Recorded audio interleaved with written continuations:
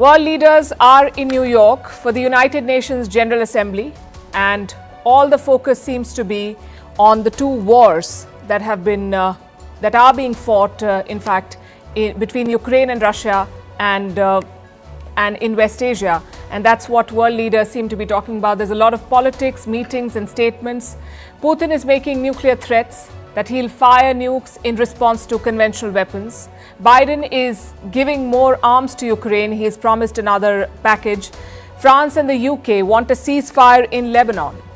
But Netanyahu is in no mood to slow down. We'll bring you all the updates and the implications. Meanwhile, China is offering cash handouts to the poor to fire up its economy. In India, 50 drugs, including paracetamol and Pan-D, that are sold in the market have been found to be of poor quality.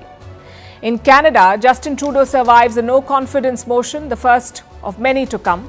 Also in India, the defense industry has hit another record. It seems that Make in India is slowly but surely paying off. We'll do a deep dive. Back in the US, another Hindu temple has been vandalized. This is what you get when you patronize anti-India groups like the Khalistanis. In West Asian politics, the realignment seems to be underway. The US has designated the UAE as its major defense partner, not Saudi Arabia. The West has sued the Taliban at the International Court of Justice. It's among the most useless of their PR stunts. And the Sahara Desert is turning green. Should the world celebrate or worry about this? We'll discuss the headlines first.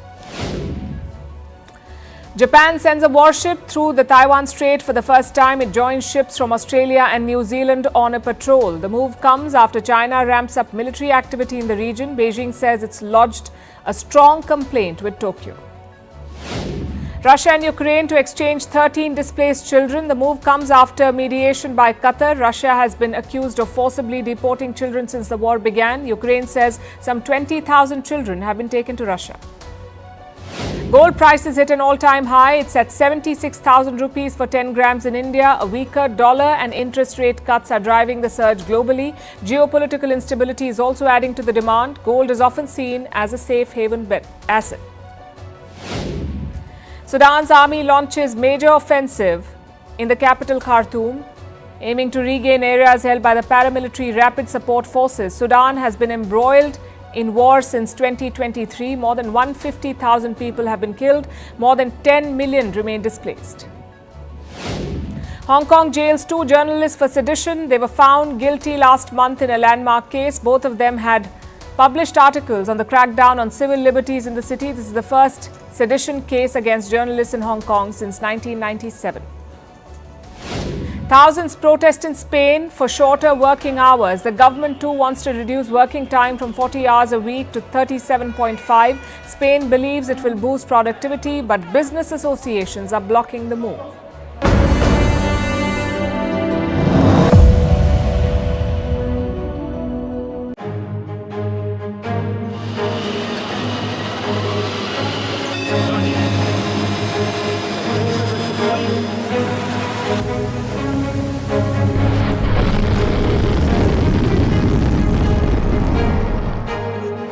Обновленной редакции.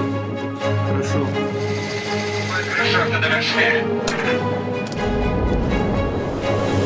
Несколько секунд после взрыва диаметр пылевого столба составлял около 10. Will Vladimir Putin go nuclear? The Russian president is making fresh threats. Today he sent another warning to the West. Putin says if Russia is attacked, it reserves the right to respond with nuclear weapons. Listen to this. We reserve the right to use nuclear weapons in the event of aggression against Russia and Belarus as a member of the Union State. All these issues have been agreed upon with the Belarusian side, with the president of Belarus, including if the enemy, using conventional weapons, creates a critical threat to our sovereignty. Putin has made such threats before. So what's the big deal about this one? Why is it making headlines? Because Putin is redefining Russia's red lines. He has revised the country's nuclear doctrine for the second time in 4 years, and it sends a clear message to Ukraine and its Western backers. If Russia is attacked by any conventional weapon, if it detects any incoming attack, whether it's missiles, drones or aircraft, Russia could respond with nuclear weapons. That's the message in a nutshell. We will consider such a possibility as soon as we receive reliable information about a massive launch of aerospace attack means and their crossing of our state border, meaning strategic or tactical aircraft, cruise missiles, drones, hypersonic missiles and other aircraft. You may have heard of the no first use policy with respect to nuclear weapons. It basically means that you won't fire nuclear weapons first. No first use. You'll only resort to nukes when you come under a nuclear attack yourself. India follows this policy. A lot of countries do, but Russia is evidently junking it. It says it will use nuclear weapons in the event of any attack, nuclear or conventional. The question is why? Why is Putin issuing this threat now? Well, he's responding to Ukraine's attacks inside Russia. The incursion in Kursk. In August, Ukrainian troops captured parts of the region, the Kursk region, and they now claim to control territory here along with some 100 Russian settlements. They're in Ukrainian control. Now, this offensive has emboldened Zelensky. He wants to launch a bigger offensive. He's been pushing his Western partners to support his plans. Zelensky wants to use Western missiles in this operation, like the British-made Storm Shadow missile and the American ATACMS system. Both are long-range missiles. They can be used to strike deep inside Russia. The West is yet to make up its mind on letting Ukraine use these weapons. But Putin seems to be preempting the threat. So if Ukraine hits Russia with a missile or any other long-range weapon, he says he might retaliate with a nuclear attack. That is the warning from Vladimir Putin. And Russian mouthpieces have been amplifying it. For the past few weeks, they've been discussing war scenarios. Where could Russia deploy its nukes? How would it showcase its capabilities? And one of the options being discussed is this.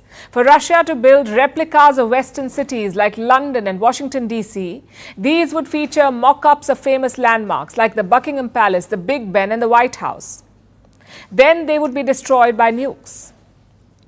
An expert from a Russian think tank gave this idea. He made these comments on Russian TV. So the nuclear rhetoric is getting louder. And Zelensky is raising an alarm. He says there will be an escalation from Russia and that Putin is gearing up to strike Ukraine's energy infrastructure, specifically its 4 nuclear plants. Now Putin does seem to be planning attacks on our nuclear power plants and their infrastructure. Any missile or drone strike, any critical incident in the energy system could lead to a nuclear disaster. Zelensky, as you can see, is in the US. He addressed the United Nations General Assembly yesterday. He also met US President Joe Biden. He is using this trip to build support for a victory plan, the details of which remain scarce, but it's basically a push for more military support and more security guarantees. Joe Biden has just a few months left in office. So Zelensky is perhaps hoping to extract as much as he can from the Americans. Will Biden support his victory plan? We don't know that yet. But Zelensky is not leaving the US empty-handed. He is getting more military aid worth $8 billion this time. This includes more weapons and military equipment. And this should be enough to sustain Ukraine at least till the end of Biden's term. But after that, after Biden's term in office, Ukraine's fate looks uncertain. If Kamala Harris wins, Zelensky can hope for some continuity. If Donald Trump wins, all bets are off. So Zelensky is trying to Trump-proof Ukraine. How? By winning more friends.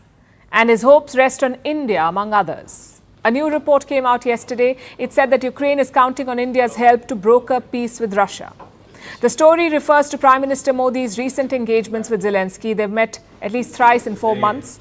First at the G7 in Italy in the month of June. Then in August when Modi traveled to Kyiv. And then earlier this week when they met in New York. They discussed a potential peace deal. And apparently this was Prime Minister Modi's advice to Zelensky. If he wants the war to end, he should be open to compromise. That's what Modi said to have told Zelensky. Be open to a compromise. The report does not spell out what that compromise could look like. Remember, India has refused to support any peace deal which involves Ukraine giving up its territory. And this has been Ukraine's position too, not conceding land to Russia. Perhaps that's why Ukraine sees India as one of the few reliable mediators in the conflict. But would Russia agree to this? Is it ready to negotiate on these terms? Putin's nuclear rhetoric does not inspire confidence.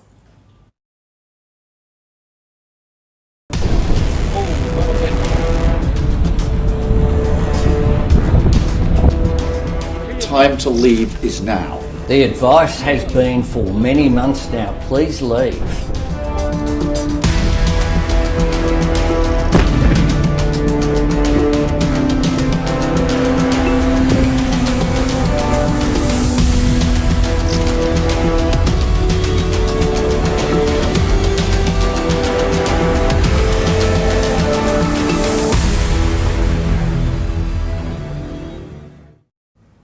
Let's turn to West Asia now, where Benjamin Netanyahu faces a familiar choice: ceasefire or all-out war. He chose war last year and looks like he's choosing the same again.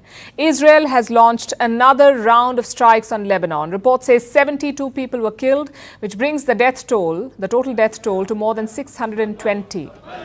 This is how it started in Gaza too. First, relentless aerial bombardment and then a ground offensive. Israel's army chief has already hinted at it.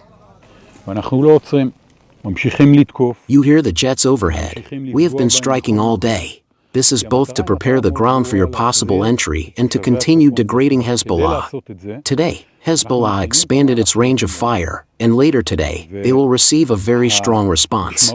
Prepare yourselves.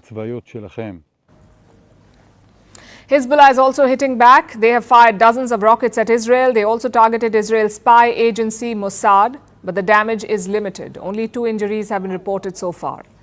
If there is an all-out war, that would obviously change. Hezbollah claims to have 100,000 fighters, 1 lakh fighters. They also have 150,000 rockets, plus Iranian ballistic missiles. Most of this arsenal is stored underground. Hezbollah has also built a network of tunnels to move around and communicate. Basically, they've been preparing for this, for an assault from Israel. We saw that in 2006 as well. Israel and Lebanon fought a 34-day war in 2006, and Hezbollah fighters held on for a ceasefire. In other words, Israel could not win that war. But the cost of such a face-off is huge. Nearly 1 million Lebanese were displaced in 2006. The war cost them $2.8 billion. It cost Israel $1.6 billion. And this time, even Iran may join in. They already have a score to settle with Israel, and now's the perfect time. Israel is politically isolated. It is also fighting a two-front war.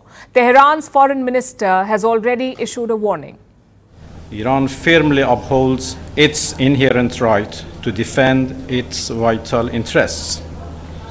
And finally, Iran will not remain indifferent in case of a full-scale war in Lebanon.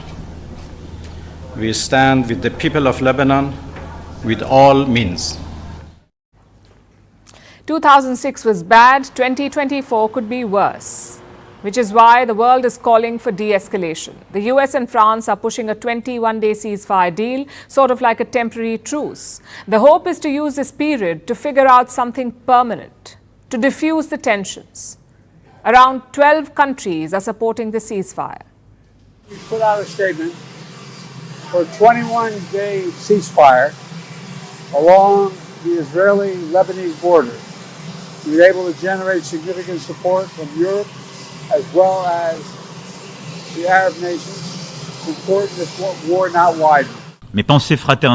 We must not. We cannot have a war in Lebanon. There cannot be a war in Lebanon. This is why we urge Israel to cease this escalation in Lebanon, and we urge Hezbollah to cease the missile launches to Israel. There's one problem, though. This isn't binding on Israel. It's just a joint statement by 12 countries. If you're expecting Israel to abide by that, you clearly do not know Netanyahu. So what about a binding statement? Maybe something from the United Nations Security Council. How about that? Well, France and Britain did propose that, but the US shot it down. They had some issues with the wording of the proposal, so Washington killed it. As for this new proposal, Israel has already rejected it. Look at what their foreign minister said, and I'm quoting, "There will be no ceasefire in the north. We will continue to fight against the terrorist organization Hezbollah." It's funny how he specified the north. It's not like Israel is championing a ceasefire in the south or anywhere, in fact. They have ignored every single stakeholder in this war. The United Nations, the Arab states, their own allies and partners, everyone is asking Israel to stop now, yet Netanyahu is doing the opposite. So a lot of countries are preparing for the worst. They're asking citizens to leave Lebanon. The US and Britain have deployed troops to the region. They say it's to help with evacuations. Turkey is preparing to do the same. So are India and Australia. The Indian embassy in Beirut has issued 3 advisories in 48 hours. 3 advisories in 48 hours. The latest one is asking Indians to leave Lebanon immediately. China too has done the same. So none of the signs are good for the world. But for Netanyahu, they're great. This is exactly what he wants. His war in Gaza is not popular among Israelis, but a war with Hezbollah would be popular. You see, 70,000 Israelis have been displaced from the northern parts of Israel, from northern Israel, and they can only return if Hezbollah is quiet. So most Israelis support a war in the north. We'll have more clarity in the coming days. Netanyahu has arrived in New York. He is expected to address the UN General Assembly on Friday. Even in peacetime, his speeches are dramatic, so expect something over the top. But today, it was Palestinian President Mahmoud Abbas's turn. He is 88 years old, but at the United Nations General Assembly, he was animated and defiant. Abbas accused Israel of carrying out a genocide. He also vowed that Palestinians would never leave their land. We will not leave. We will not leave. We will not leave. Palestine is our homeland. It is the land of our fathers, our grandfathers. It will remain ours. And if anyone were to leave, it would be the occupying usurpers. Netanyahu is in the same city as his allies and rivals. It's a great chance for a diplomatic solution to sit down and talk things out. But frankly, there is little hope. Temperatures are running very high at the moment, so diplomacy is certainly not on Netanyahu's mind. Nonetheless, we'll be tracking these things closely for you.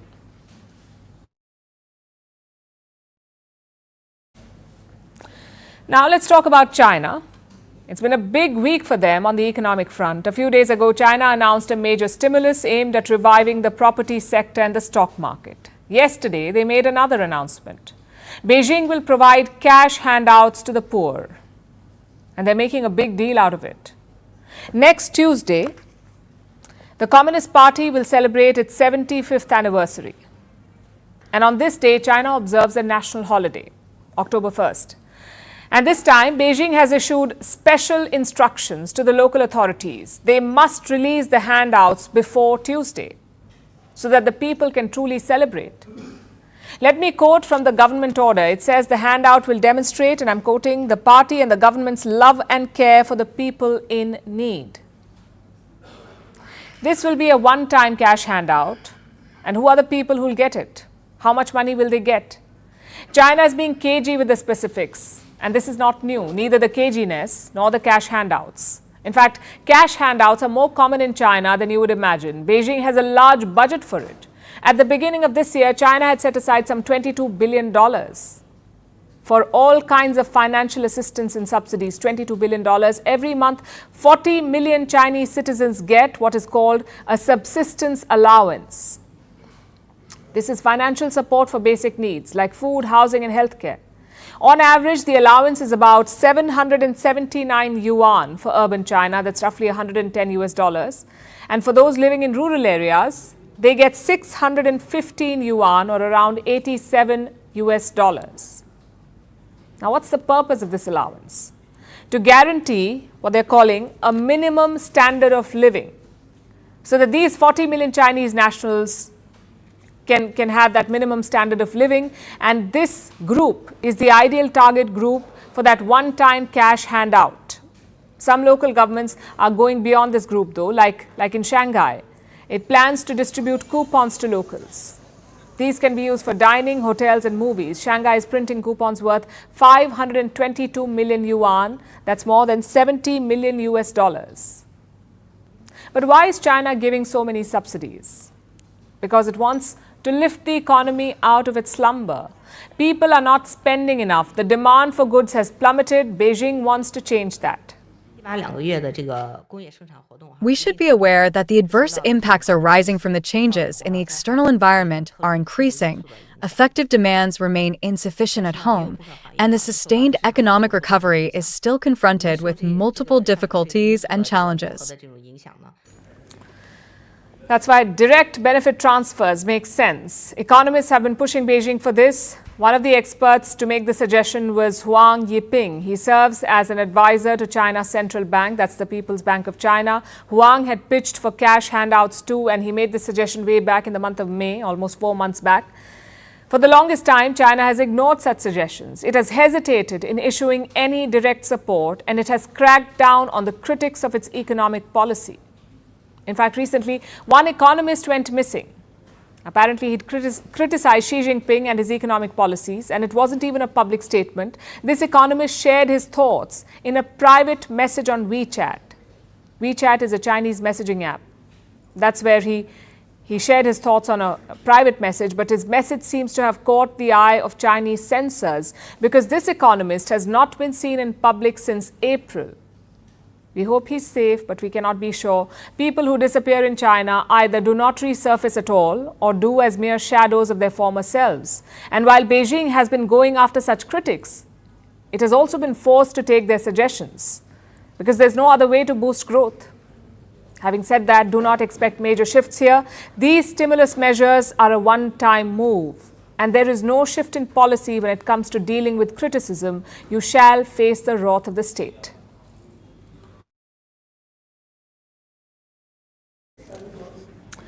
If you live in India, you know this. No matter what your disease, you'll be offered one solution. Pop a paracetamol. It doesn't matter what you're suffering from. A lot of Indians treat paracetamol as a magic drug, one that can cure any and all ailments.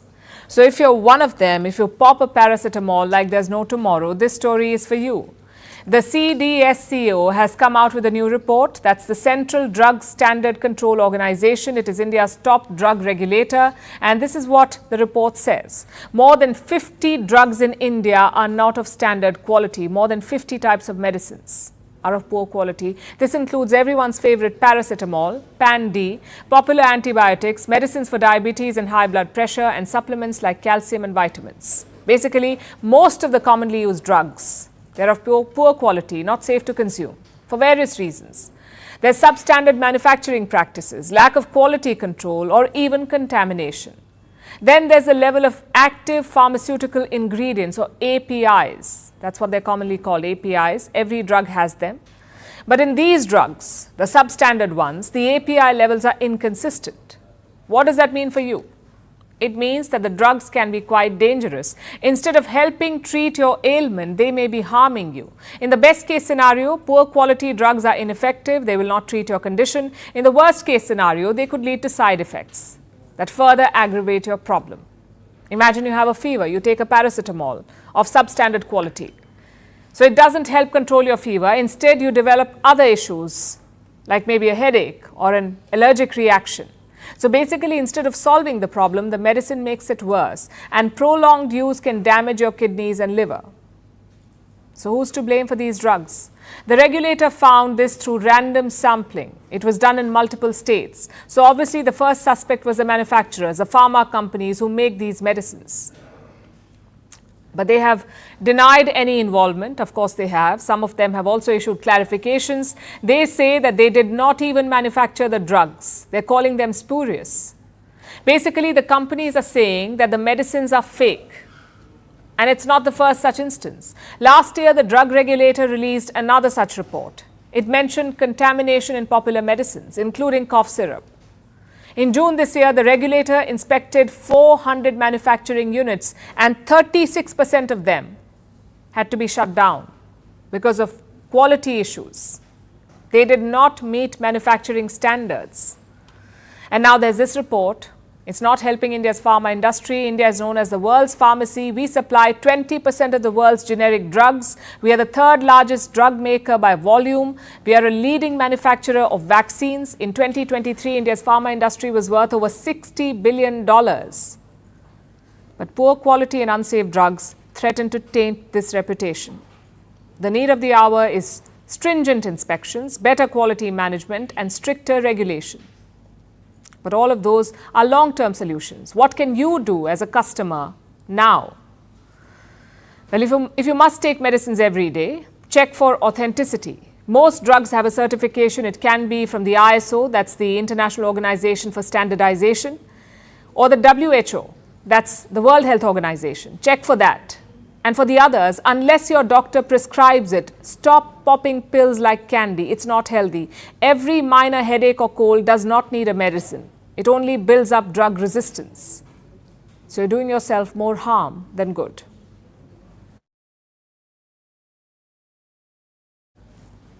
Our next story is about Canada. The country is led by Justin Trudeau. He is the Prime Minister and is quite unpopular. He runs a minority government with outside support from other political parties. But if we were to hold elections today in Canada, he would be out. So you can imagine how relieved Trudeau was after he survived a no-confidence motion yesterday.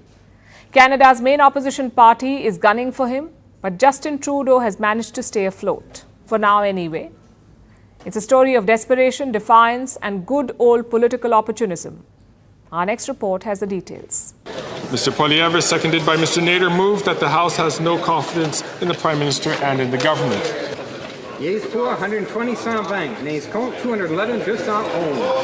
Je déclare la motion rejetée.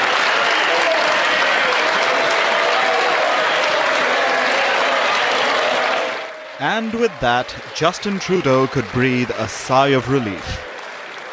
The motion to oust him was defeated. He managed to cling on to power, at least until the next no-confidence motion. That might take place in the next few hours, because Canada's Conservative Party is quite relentless. They want elections now. The Conservatives are leading in opinion polls by a massive margin. They were leading Trudeau's Liberals by 21 points a few days ago. So, if the elections were held today, Trudeau would be out.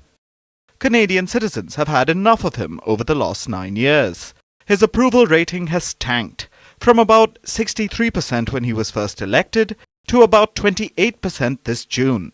His party was polling even lower, at about 22% this month. This explains the slew of no-confidence motions lined up by Canada's Conservatives. But these motions are unlikely to succeed. The best chance for the Conservatives to win power would likely come in October. That's the official deadline for Trudeau to hold elections. And he's desperate to stay on until then. Trudeau probably knows he's losing, and he understands that his government is in a precarious position. He doesn't hold a parliamentary majority. His Liberal Party is 16 seats short of the halfway mark. He came back to power in the last election thanks to a coalition between his Liberal Party and Canada's New Democratic Party, led by Jagmeet Singh. But Singh abandoned Trudeau earlier this month, partially. Singh ended their formal coalition, but he says he will continue to back Trudeau during no-confidence motions. Why? Because Singh is unpopular too. If an election were held today, Jagmeet Singh's New Democratic Party would probably end up in the opposition. The Canadian Conservatives could come to power with a full majority. That means Singh won't be left with any political leverage. There's a third party that's backing Trudeau as well. A party based in Canada's French-speaking Quebec province, called the Bloc Québécois. The Bloc has its own agenda, like increasing pensions and getting concessions for dairy farmers in Quebec. The Bloc has issued an ultimatum to Trudeau. It says that it would pull support if the government does not back its proposals. That would leave Trudeau entirely at Singh's mercy. As you can see, Trudeau is desperate to survive. The smaller parties are keen to extract their pound of flesh, and the whole lot seem to be defying the will of the Canadian people. So, despite Conservative Party efforts, it looks like the people of Canada will have to wait for a while before they can show Trudeau the door. Vantage continues after a short break. To take up this, itself wants to curb it. That's the dirty politics, right? Former Chief Minister Jagan Mohan Reddy is going to be visiting Tirupati, is going to be visiting the temple. The BJP and the TDP have now upped their ante against him. They say that before he enters the temple, before he takes those steps that go up to the hill temple, he should sign on the dotted line as far as a declaration of his faith is concerned. That is something that he hasn't done in the past because rules were bent for him when he was the Chief Minister, is the allegation that the ruling government there is making. Meanwhile, we're seeing several other leaders, including that of the BJP, making a beeline to this particular temple. Madhvi Lata was one such leader who's en route there. So there is high drama that is expected once Jagan Mohan Reddy reaches Tirupati tomorrow. See, Jagan Mohan Reddy had committed an unforgivable sin. So there will be no relief for him. Lord Balaji, Swami Venkateshwara will not forgive him. Even if Jagan Reddy climbs up the 7 hills on his knees, even then there will be no forgiveness from the Lord. All these years you have gone into the temple without signing the declaration.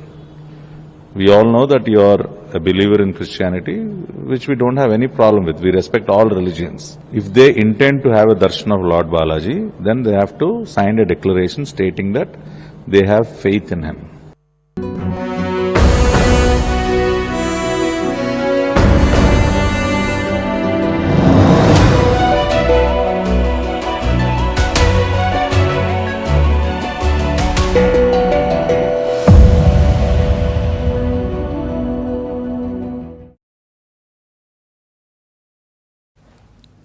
India's defence industry has hit a new milestone, 1.27 lakh crores in output, which is around $15 billion. Now, this is a big deal for India because we've always been a defence importer. Fighter jets, missiles, bullets, tanks, you name it, India imported it.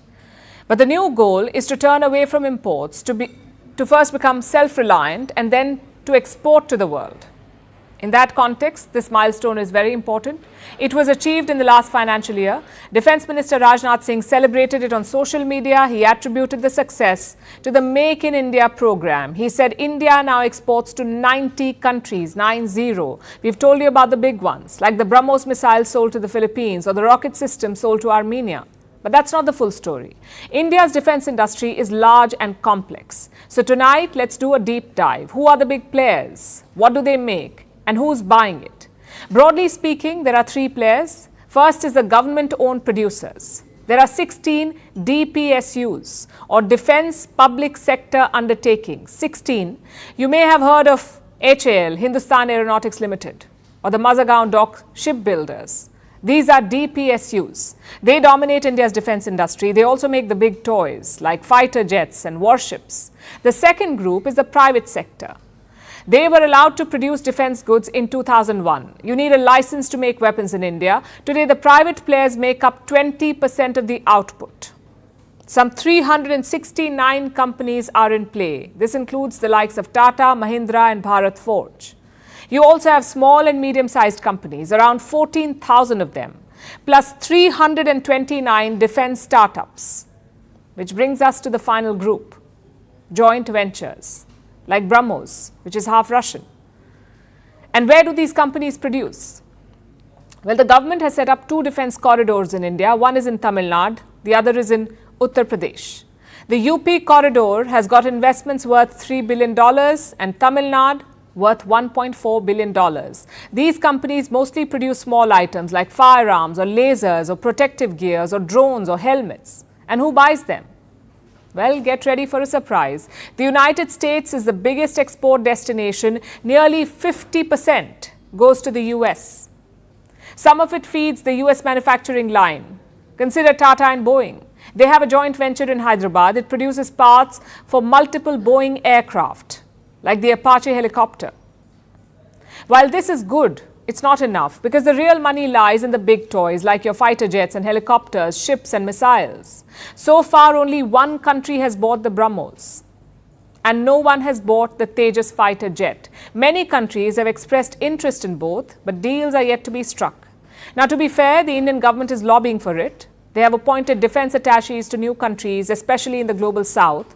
These countries are looking for affordable yet lethal weapons, so India senses an opportunity here. But what about domestic demand? India is the fourth largest defense spender in the world. We spend $83 billion on defense. Why not use that money to buy Indian weapons? That's what some defense companies are asking. Recently, India placed an order for American rifles, around 73,000 SIG patrols. Now, Indian companies do make such firearms, so some of them question the move, like Bengaluru's SSS Defense, which makes you wonder, why does this happen? If India won't buy Indian-made weapons, why would anyone else? It's a question to think about. At the same time, we must say this, that this is an issue of national security. It's not like producing laptops or smartphones. We're talking about weapons. So indigenization cannot come at the cost of security. We must adopt a bottom-up approach, encourage defense startups, attract more foreign investments, and focus on joint ventures. Basically, set a strong foundation for this industry. The US and Russian defense complexes were not built overnight. They were painstakingly created over wars and hardships. So there is time for India. The key is to do it right, not fast.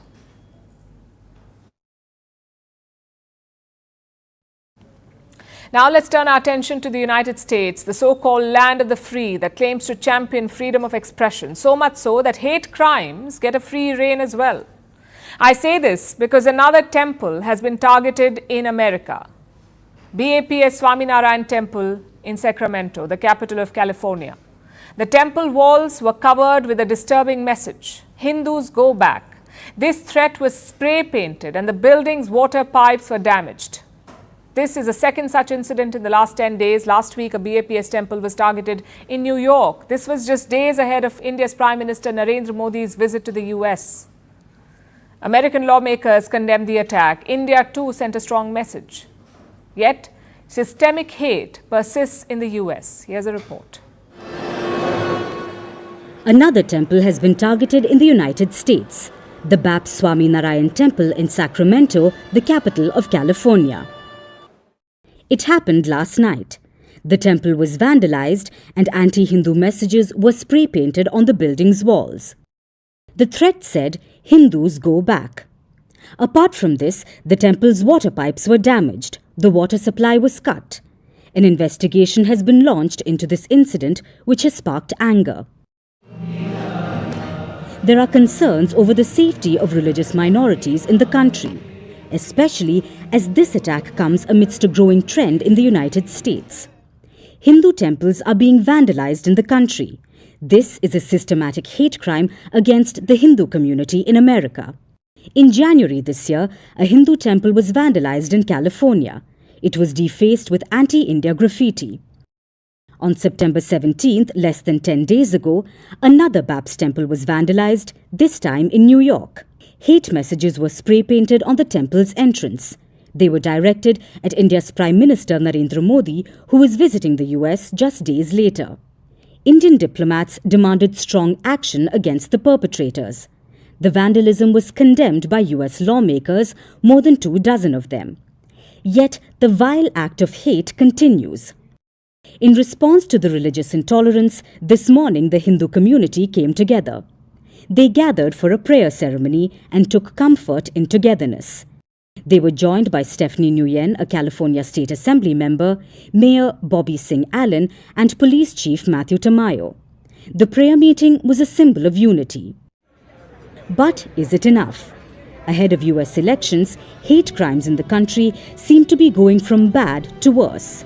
Congressman Ro Khanna has called these incidents appalling and morally wrong. Physician and politician Ami Bera says there is no place for religious bigotry. But the Hindu community wants to see tangible action. The US goes to polls in a couple of weeks. This is the same nation where politics is so polarizing, it's dividing people, where extremism is getting oxygen. And the back-to-back incidents continue to reignite concerns that religious minorities are clearly not as safe in the country as the US claims.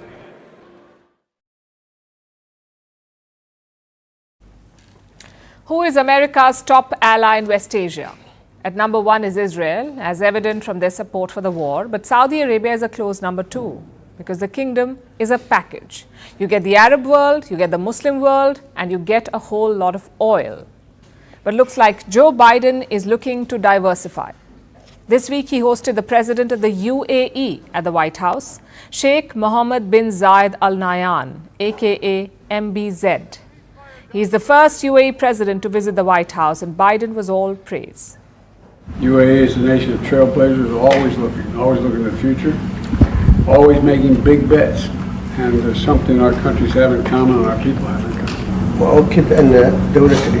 I would like to reaffirm that the United Arab Emirates has a firm and unwavering commitment to work with the United States of America for the sake of deepening the strategic partnership between our two nations. Joe Biden also made an announcement today as a major defense partner. Now, this is a rare move. Only one other country has been given this tag, and that is India. But what does it mean? Basically, more defense cooperation, things like your joint military exercises, more defense deals, and sharing of crucial technology. Now, the simple question is why? Why has Biden done this now? Like I said, maybe to diversify. Saudi Arabia has long been America's trusted ally in West Asia. The UAE has also been an ally, but Riyadh had a special place in US policy. Under Joe Biden, that has changed. While campaigning for his presidency, he promised to turn Riyadh into a pariah. He toned down that rhetoric as president, but the relationship remains frozen. In fact, Riyadh has moved closer to China. They're welcoming Chinese technology to diversify their economy. And don't forget the human rights. The US has mostly ignored these concerns, but it becomes a bit tough when critics are killed and chopped up in embassies. Which brings us to the UAE. They've been a lot easier to deal with. Let's look at 3 instances. Number 1, China. Beijing was reportedly investing in the Abu Dhabi port. They were also involved in the UAE's 5G setup. The US complained about these deals, so Abu Dhabi cancelled them. Instead, American companies are now investing. Microsoft is pumping $1.5 billion into the UAE's AI infrastructure. That's one example. Number 2 is Israel. The UAE signed the Abraham Accords in 2020. They've normalized relations with Israel. But Saudi Arabia is yet to do that. And finally, number 3, oil. You may remember the inflation crisis in 2022 and 2023. Joe Biden pleaded with Saudi Arabia to increase oil output, to reduce the oil prices. He even flew down to Riyadh and met the Saudi crown prince. But the kingdom refused. Again, guess who did not? The UAE. They increased their output by 200,000 barrels per day. Even culturally, the UAE is more flexible. Their cities are largely cosmopolitan and they're more welcoming to minorities. Certainly better than Saudi Arabia or Qatar. Is that why Biden is wooing them? Well, it's certainly possible. The UAE already hosts a US military base. Around 3,500 American soldiers are stationed there. So it's a great location to keep tabs on West Asia. But what's in it for the UAE? Well, Abu Dhabi has its own rivalry with Riyadh. It's a sort of an intra-Arab rivalry. Some of it dates back to border issues and dynastic politics, but the major ones are recent, like who will dominate the oil market, who will get more foreign investment, and who will leave the Arab world. It's a bit like a prestige battle. We saw that in Yemen. Saudi Arabia and the UAE had deployed troops together, but in 2019, the UAE pulled out. Reports say the Saudi crown prince was not happy about this. He apparently accused MBZ of backstabbing him. So the rivalry is very much there. It's just not open hostility. And that's where the US comes in. America has modern technology and cutting-edge weapons. The UAE needs those to challenge Riyadh. We're talking things like 5G and AI. Saudi Arabia is getting them from China, so the UAE is getting them from the US. We could be looking at a major realignment in West Asia. Let's see how it unfolds.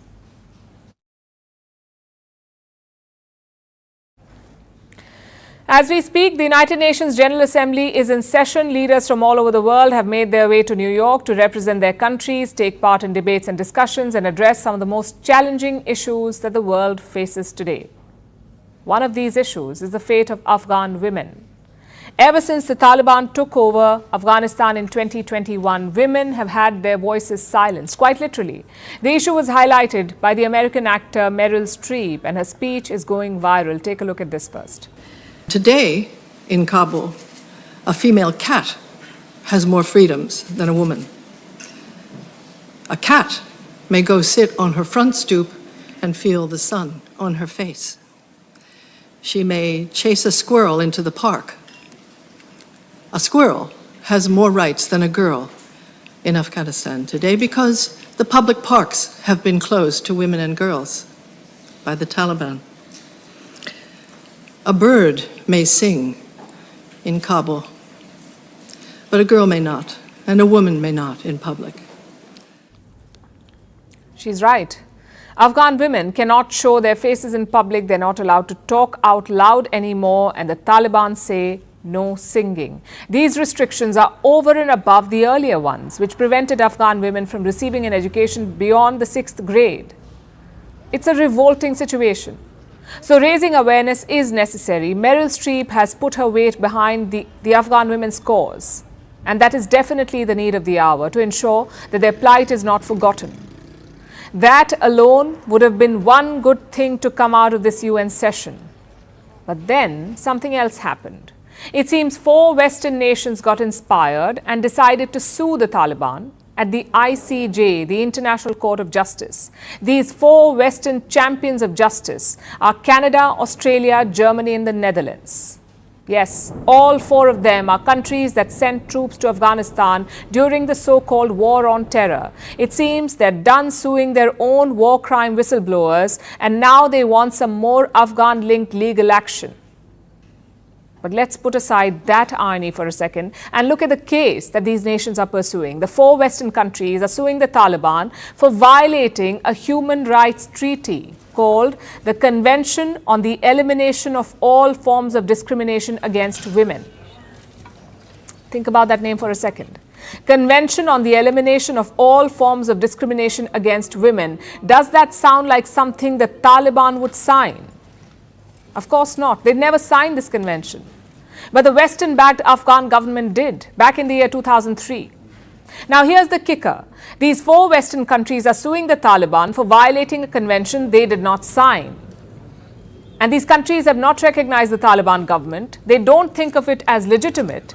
But they say that since the Taliban control Afghanistan, they're obliged to uphold old treaties. Again, think about that for a second. According to these 4 Western nations, if a criminal gang overruns a police station, the criminals will automatically become cops and they can be sued for not patrolling the neighborhood. That's basically what their case is. Look at the foreign ministers from these 4 nations, so pleased with the mental gymnastics they've just pulled off, denying the Taliban legitimacy but demanding that they do the job of a legitimate government. And this is not even the best part. These 4 Western countries are suing the Taliban at the ICJ, really, the ICJ, a so-called world court, with no enforcement powers. Let's look at how that will go. First, the Taliban has 6 months for arbitration to come to a settlement with these 4 Western nations, which basically means 6 months wasted. After that, the ICJ will take up the case. The court spends about 4 years on a case on average. So 4 years of talk while Afghan women remain silent. Then there will be an ICJ verdict. Let's assume that the court finds the Taliban guilty. What will the judges do? Will they intensify their hand-wringing? Send a strongly worded letter, perhaps? What else can they do? Remember, they have no enforcement powers. The whole premise is ridiculous. The ICJ is not even a paper tiger. It's a paper sheep to be shepherded by the UN Security Council. In theory, the Security Council can try and enforce the ICJ's rulings. But who's on that council? Countries like China. Beijing wants minerals from Kabul.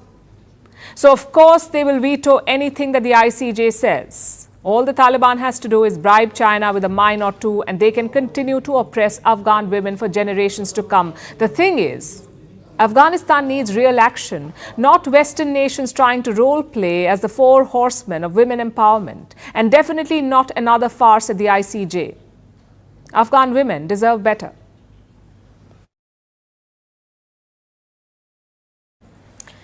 For our last story tonight, let's talk about the land where time seems to stand still. The land with a relentless sun and rippling sand. I'm talking about the Sahara Desert. It spans across North Africa. It's the largest hot desert in the world, one of the driest regions on earth, but maybe not so much anymore. The Sahara is blooming with life. NASA has released satellite images. They capture the desert's green shift, with plant life popping up everywhere, adding color to the typically arid land. Why is this happening? Is it a cause for celebration or a sign of devastation? Our next report tells you. This is the Sahara Desert. It spans across North Africa with an area of more than 9 million square kilometers. It is the largest hot desert in the world. But for scientists, the Sahara is like a large open-air museum, where the shifting sands and the weathering bring up ancient landscapes from a bygone era. Did you know that thousands of years ago, the Sahara was nothing like it is today? It was home to lush greenery, packed with lakes and rivers, even forests. So the Sahara is an immense data bank. It can tell us what climate change can do to a region, how it can affect landscapes and civilizations, how it can turn a savanna brimming with life into one of the hottest and driest places on earth. Because today, we are witnessing this shift once again. But this time, climate change is taking the Sahara back to its roots. NASA has released satellite images of the desert. They show a dramatic transformation. The Sahara is shifting green. You can see the influx of color from space. Over the past few months, the region has witnessed heavy rainfall, so plants are growing across the desert, especially in Morocco, Algeria, Tunisia and Libya. These are generally treeless landscapes. They rarely receive any rain, but now green shoots are sprouting up across these regions. Now, considering the region's history, this is not completely unusual. The Sahara looks like a desert, but when a deluge of rain pours in, everything starts greening quickly. Plant life starts to sprout. Nature responds readily. What's unusual is the rate at which this is happening. The flora may look pretty, but this is a devastating sign of the things to come. Climate change is changing the tracks of storms. In Africa, it has moved the storm system northward, so rainfall in the region has become stronger and more frequent. Within a matter of days, North Africa received a year's worth of rainfall. So typically dry areas like Niger, Chad, Sudan, Libya and Egypt have received more than 400% of their typical rainfall since July. Now there is catastrophic flooding. About 4 million people have been severely impacted, and the Sahara Desert is about 6 times wetter than it should be. Meanwhile, because the storms have shifted, some countries that should be getting more rainfall, like Nigeria and Cameroon, are getting fewer rains. They received between 50 to 80% of their typical rainfall since July. Scientists say this is only the beginning. Climate change is disrupting seasons, making natural disasters worse and inviting major consequences. So while the Sahara looks fascinating with its newfound greenery, this is no cause for celebration. Vantage continues after a short break.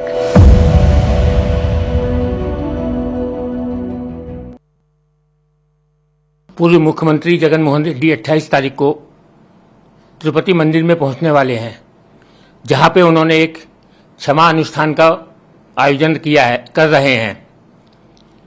मैं बता दूं कि इन्होंने जो अपराध किया, लड्डुओं के अंदर सुअर का चर्बी, फिश ऑयल मिला के जो अपराध किया, हिंदू भावनाओं को जो ठेस पहुंचाई, वो जो दंड है वो क्षमा योग्य नहीं है। वो कितना भी अनुष्ठान कर लें, वो क्षमा योग्य नहीं है।